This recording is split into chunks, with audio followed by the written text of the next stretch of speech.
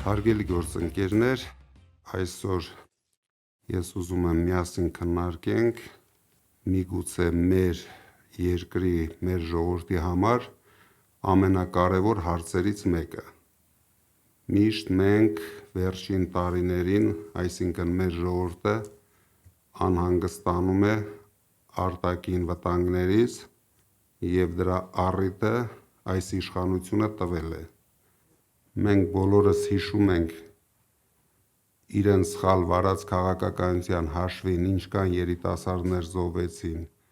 ինչքան երիտասարդների ապագան կործանեցին, բայց մենք ունենք միգուցե ավելի վտանգավոր և կարևոր հարց, որի մասին բոլորը լռում են։ Այս մարդիկ հանգիստ, առանց աչքերը թարթելու փոքրացնում են մեր երկիրը, նվաստացնում են մեր երկիրը և այսպես գնալով մի քանի տարի հետո մենք կարող ենք ունենալ Հայաստան առանց հայերի կամ շատ քիչ հայերով։ Բացարձակ չի տարվում քաղաքականություն մարզերի զարգացման համար։ Արտագաղթը հասնում է բացարձակ մակարդակների, իրենց սուտ հայտարարությունները, որ մենք ունենք բնակչության աճ,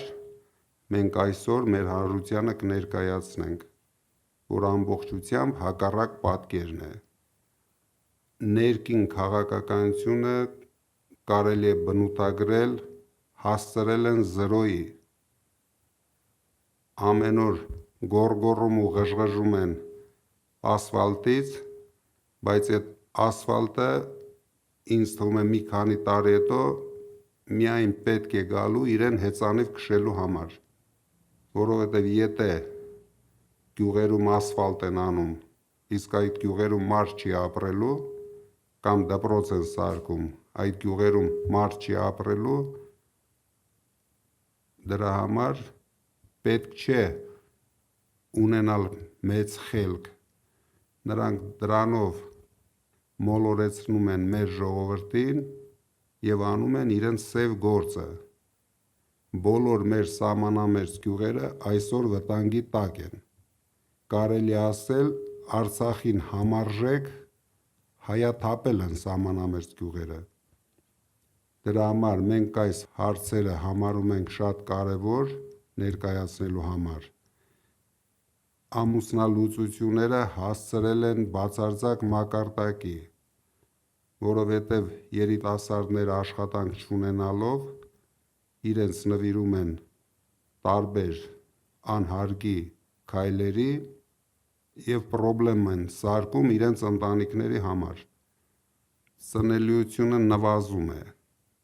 այսինքն մեր երկիրը կամաց-կամաց հայաթափվում է արտագաղթի հաշվին։ Ամեն ինչը այսօր նպաստում է, որ փոքրացնեն մեր երկիրը, քանի որ ես ուզում եմ նորից մեր հասարակության ուշադրությունը սևեռել 300,000 ադրբեջանցիների վրա։ Եթե մենք չկանգնեցնենք դա, շատ շուտով կհայտնվեն Հայաստանի տարբեր շրջաններում և առաջին հերթին Փաշինյանի կողմից ազատված սահմանամերձ շրջաններում և գյուղերում։ Մեր ժողովրդագրական տվյալները սարսափելի են։ Անպայման մեր համար այս հարցը, ժողովրդագրական հարցը կլինի ամենաթիրախային հարցերից մեկը և գնալով մենք ամեն ինչ անելու ենք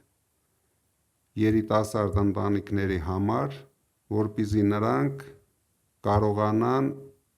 շատ երեխա ունենան, լավ դաստիարակեն իրենց երեխաներին,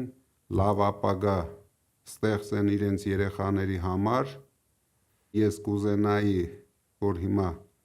Գոհար Մելոյանը ներկայացներ ներկա վիճակը և ինչ ենք մենք առաջարկում այդ հարցերին լուծումներ տալու համար։ Պարոն Կարապետյան, շնորհակալ եմ խոսքի հնարավորության համար։ Հարգելի գործընկերներ, մենք վեր ենք հանել ժողովրդագրական դեմոգրաֆիկ խնդիրները մեր երկրում եւ վեր ենք լուծել, թե ինչ ունենք հողի վրա։ Իսկ այն, ինչ ունենք հողի վրա, ծայրահեղ անհանգստացնող է եւ մտահոգիչ, որովհետեւ հողի վրա մեր երկրում ծնունդները անկում են ապրել շուրջ 12%-ով։ Մեր երկրում ամուսնությունները անկում են ապրել շուրջ 7%-ով, ամուսնալուծությունները ավելացել են շուրջ 28%-ով։ Սա հիրավի մտահոգիչ է, որովհետև ընդհանրական առումով երկրի բնական աճը անկում է ապրել շուրջ 40%-ով։ Սա մի պատկեր է, որը մեզ գալիս է համոզելու, որ մեր երկրում դեմոգրաֆիկ ժողովրդագրական աճը հնարավոր է նաև նպատակաուղղված քաղաքականության հետևանք է, որը ազգային անվտանգության խնդիր կարող է դառնալ։ Հարգելի գործընկերներ, ինչպես տեսաք, հողի վրա մենք ունենք ահազանգող պատկեր ու հաշվի առնելով ի սկզբանե ժողովրդագրության կարևորությունը, մեր ուժը, իդեմ մեր առաջնորդ պարոն Կարապետյանի լրջագույն հեղափոխական տնտեսական առաջարկ արեց 300,000 աշխատատեղ, որովհետև այս 300,000 աշխատատեղերով մենք կարողանելու ենք մեր բնակչությանը պահել մարզերում եւ ամուսինները մնալու են իրենց ընտանիքներում։ Դրան ի լրումն առաջարկեցին 20,000 մաչելի բնակարան, եւ որը կնպաստի ընտանիքների զարգացմանը, բազմացմանը, ձևավորմանը։ Բայց սա դեռ մեկնարկն է։ Մենք ներկայացնում ենք մեր հեղափոխական առաջարկը, որը միտված է ժողովրդագրական աճին եւ այս լրջագույն խնդրի լուծմանը։ Մենք մեկնարկում ենք ազգային վերածննդի հիմնադրամ։ Ազգային վերածննդի հիմնադրամը մշակելու է պետական քաղաքականությունը, որով լուծվելու են այս լրջագույն ժողովրդագրական խնդիրները, սկսած ծնելիությունից վերջացված ամուսնալուծությունների այս թվաքանակի անկման նպաստող իրավիճակի ստեղծմանը։ Բայց լրջագույն առաջարկը կայանում է նրանում, որ մեր հիմնադրամը ունենալու է ընդամենը 30% պետական մասնակցելիություն, իսկ մնացած 70%-ը կազմակերպվելու է մեր գործընկերների միջոցների շնորհիվ ամբողջ աշխարհից։ Եվ սա կարող է կազմակերպվել բացառապես Ուժեղ Հայաստան դաշինքի կողմից։ Ասեմ ավելին, բացի այն, որ ազգային վերածննդի հիմնադրամը իրականացնելու է այս հեղափոխական փոփոխությունները ու մշակելու է միասնական քաղաքականություն, մենք նաև ունենք կոնկրետ առաջարկ։ Քանի որ այսօր հողի վրա այս իշխանությունը կատարել է փոփոխություն եւ միասնական ու նույնական է դարձրել նպաստները առաջինից մինչև անսահման երեխաների թվաքանակ, ինչը նախկինում տարբերվում էր, այսինքն առաջին, երկրորդ, երրորդ, չորրորդ, հինգերորդ երեխաների համար պետությունը տարբերակված նպաստեր տրամադրում, որպեսզի շահագրգռեր բազմազավակ ընտանիքների ավելացմանը։ Իրենք փոփոխություն են կատարել եւ սեպտեմբերի 1-ից անկախ ընտանիքի երեխայի քանակից կլինի դա 3-րդ ծնունդը, 4-րդ ծնունդը, 5-րդ ծնունդը, բոլորին տալու են նույնական նպաստ։ Ինչ ենք առաջարկում մենք։ Յուրաքանչյուր 4-րդ երեխա ծնունդի համար ստանալու է 2 միլիոն դրամ, իսկ 5-րդ երեխայի համար եւ դրանից հետո 6-րդ, 7-րդ երեխաների ծնունդների համար ընտանիքները ստանալու են անվճար բնակարան։